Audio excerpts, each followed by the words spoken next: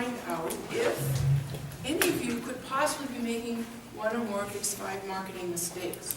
The good news is, after listening to your talks, your presentations, you're light years ahead of most people, so congratulations on that. But let's still run through it, because it's always good to look at things a second time. Okay. So marketing mistake number 1, you've heard me say a lot, and that is starting the process with the media. I need a website. I want to send out a letter. If I just had a business card, even as basic as that, things would all work out. Really what you need to be thinking of is the strategy which this media, this website, is a part of. Who would you want to approach?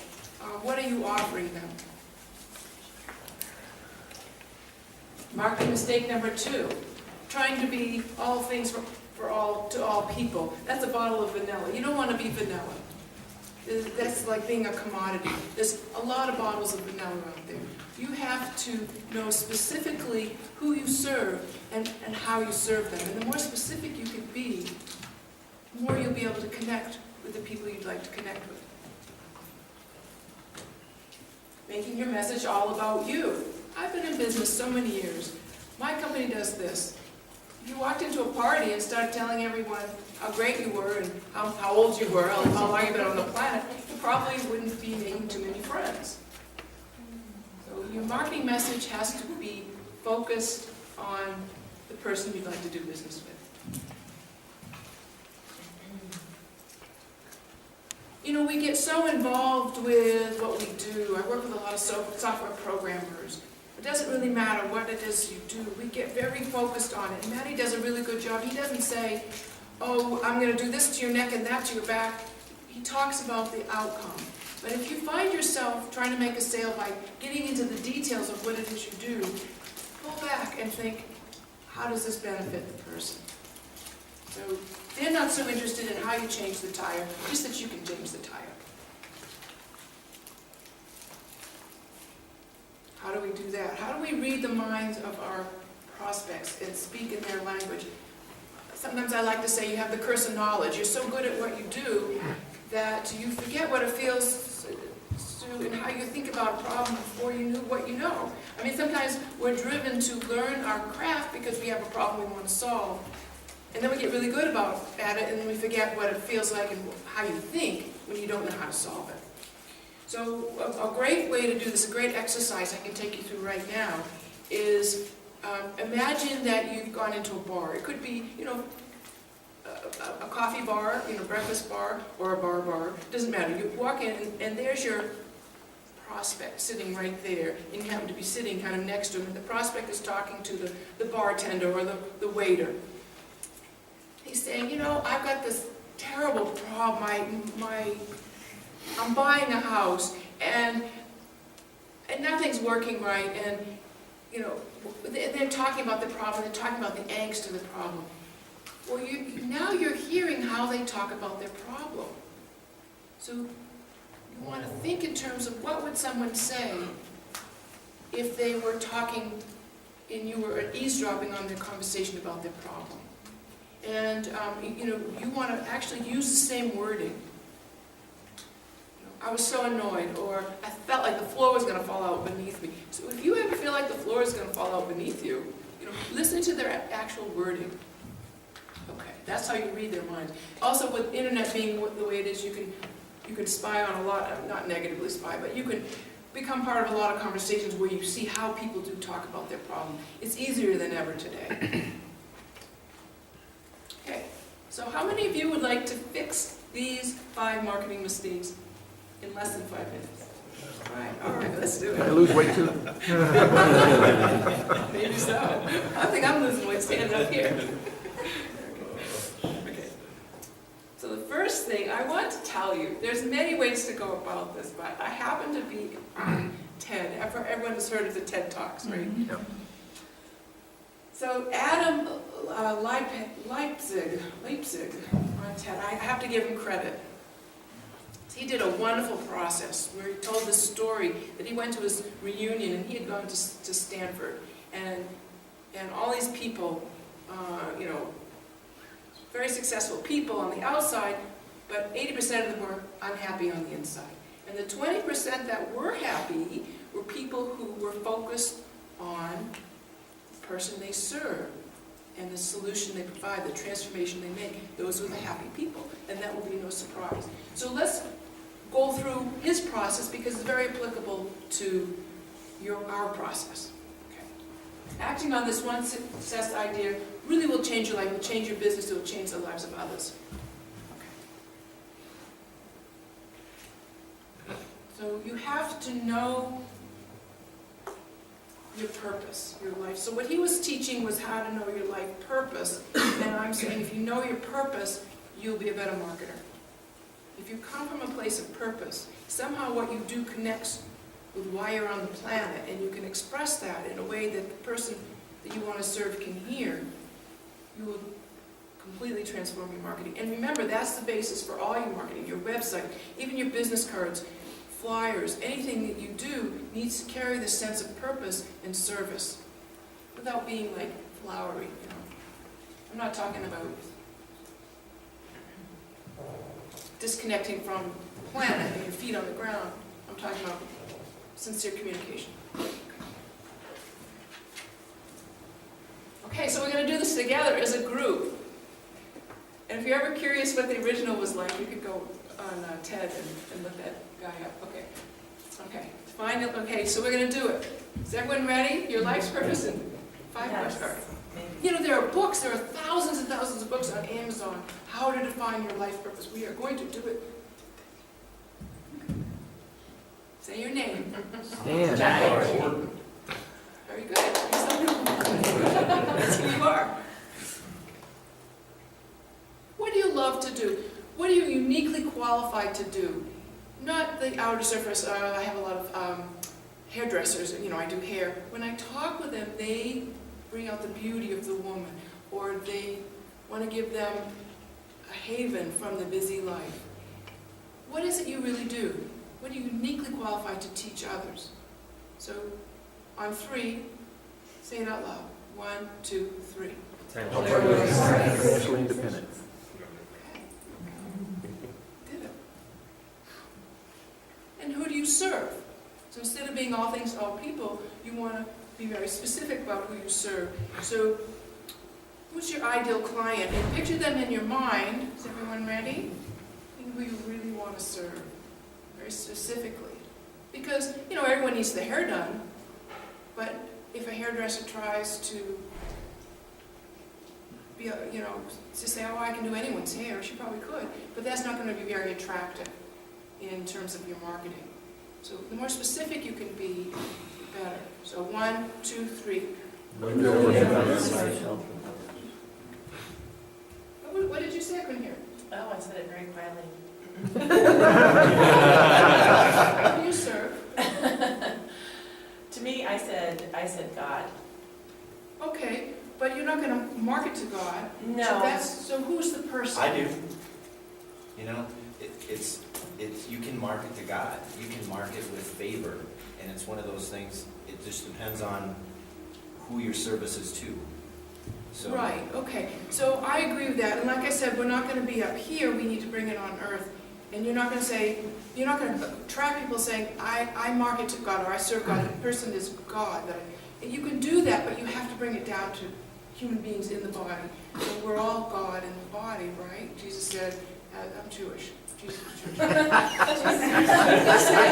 What did he say? He said, we're all children. All that I do, you can do and more. We're all children of God. You know, it's that process. Yes, but we are individuals sitting at this table. My favorite thing I used to do when I taught Sunday school.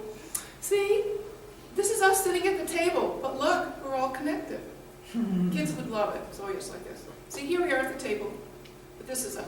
But let's talk about it at this level, at the individual level. So, what God-inspired person do you serve? I would say, well, I get a lot of referrals from the church I go to, too. Okay. So I feel like I'm here, and whoever wants to come through my doors, I'm not going to bring, God necessarily into that picture. Well, I'm so glad you're here. Yes. I think she's sort of saying people or companies who are in transition or evolution, they need to change or want to change. Right, so that's nicely said. You brought it a little more down to earth. Thank you. I'm really glad you're here because you're like my foil. Like, if you weren't here, I wouldn't do as good a presentation. So, Thank you for catching me when I said that so finally. reading your mind. Like, So the reality is, let's go back to the hairdressers. I've been working with them for 5 years, so it's kind of in my mind. If they say, I really want to help mothers, single mothers with young children, I really can provide a real haven for them. And then an old lady walks in who's, not that target audience at all, she's not going to say, oh, you're not my target audience, go away. We serve everyone, but we market to specific. We call it out specifically when we market. Just remember, we got to be very specific in our marketing to make it work. Yes, we all serve God or higher power or whatever, but we have to put it in human terms. Okay. And whoever comes to your door, you can help. But when you spend your money, energy, and time creating business cards, you can't say I serve everyone. Well, you can, but it's considered a mistake. Okay. Okay, what do they want? This happens to be the gesture in sign language for want. So I thought that was a really nice. Okay. What is the one thing they come to you they can't get anywhere else? And it may not be to get your hair cut. They come, what is it the reason they come? Why do they come to you? Trust, expertise. And what? Right, their expertise but a lot of people have expertise. Well, not necessarily. I think that's why I put trust at the top of the list. People can come to me and say, hey, I need a merchant account. They can go to 15 other people within 5 square miles here.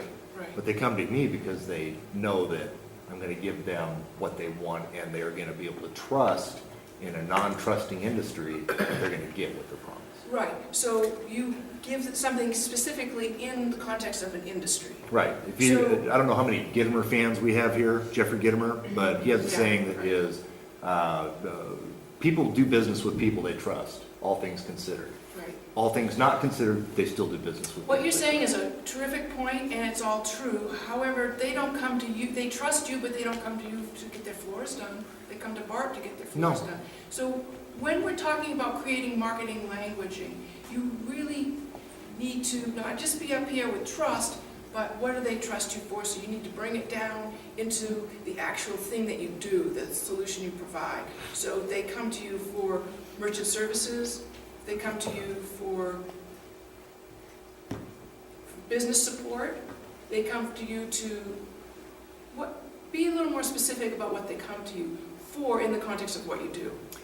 Well, I think the biggest reason they come to me is because they understand that, first of all, I work in a non-regulated industry where there are crooks and misfits everywhere.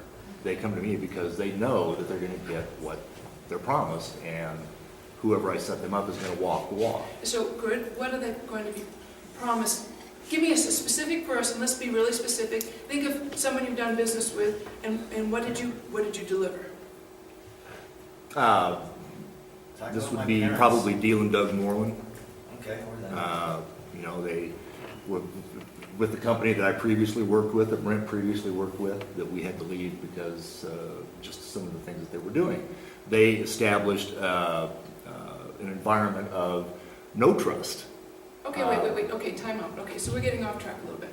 I think what you're looking for Yes. is, so for instance, my clients come to me because they very specifically need somebody to walk them through a disastrous tax situation, Right. walk them through creating a new business, walk them through a transition they're going through in their life. So I understand the trust. Trust is huge in my business as well. But you have to But I put think clothes on the specifically trust, like she's doing. You have to put a context around your trust. Okay, so I see what you're saying. They come to me because they know that they're going to get transparent pricing, that they're going to get service after the sale, things of that nature. Okay, and that leads me to the next question, which is, why does it matter? What transformation will it make in their lives once they get this thing that you give them? Which is deeper than the outer, now I got my credit card, or now I got my taxes done. They get something, maybe a new perspective on their possibilities. Maybe they get a feeling that going forward they can do great things. So when you do your marketing, you got to get into this nitty-gritty specifics, or it's floating, your marketing's floating, or it's vanilla, it's ineffective. So that's the role of marketing. Your heart can be as broad as you allow it. So you put it all together. What is your name? Gordon. What do you love to do? And who do you serve? And what do they want specifically from you? To get the word out as best possible. And what is their transformation? What difference do you make in their lives? So you get attention to conversations that we love to do. Okay, so this is a wonderful basis for developing your marketing message. It connects with the depth, but also remembers the specifics. And marketing is specific. So it's one of the things that makes this formula so powerful is that it's other focused. The first two are about you. I am Debra-Sue Cope. I love to, what do I love to do? I love to make things known, communicate, put clothes on ideas. Give ideas words. I love to give ideas words. Okay. Yeah, about 2 minutes. Dave. 2 minutes, okay. But the other two are about who you serve. And when your focus is on who you serve, you will join the 20% who are happy. And your business will improve. So when you meet people for the first time and they ask you what do you do, don't say mortgages, real estate, cut hair. Say the transformation you give. Focus on the transformation. So now we have something that's strategic. It's specific. It focuses on their pain, the problems. Remember, we're reading their minds. It gives them a transformation in their own words. So we've solved the 5 marketing problems that we set out to solve. And end with a request for a 5-minute strategy session. Just go to my website, keymarketstrategy.com, and you can sign up for a strategy session. I'm Debra-Sue Cope, Key Market Communications.